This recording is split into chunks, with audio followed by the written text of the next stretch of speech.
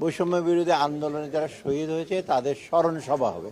মোটামুটি টাইটেলটা হলো স্মরণ সভা 14 তারিখে, এবং এটার ভিতরে কিছু আনুষঙ্গিক খরচ আছে, খরচ বেশি না, সেটা অনুমোদন।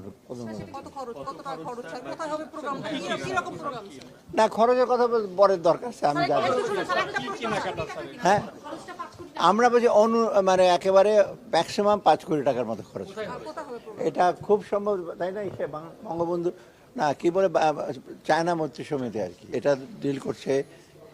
তথ্য উপদেষ্টা এসে তারা ঠিক করবে কারা আসবে ওখানে, যারা এখানে জড়িত ছিল আন্দোলনে, যাদের এসে শহীদ হয়েছে, বিশেষ করে শহীদ পরিবারে, ওরা আসবে। বিদ্যুতের ব্যাপারে, বিদ্যুতের জ্বালানির ব্যাপারে আলাদাভাবে যে প্রপোজালগুলো আসছে আমাদের কাছে, ইভেন এলএনজি ইম্পোর্ট বা অন্যান্য জ্বালানি, যে সেগুলো আমরা কোনো ব্যাপারে এগুলো আটকাচ্ছি না। সার, কীটনাশক, তারপরে আপনার এই অন্যান্য যে খুব ইম্পর্টেন্ট জিনিসগুলো, যেগুলো আমরা সব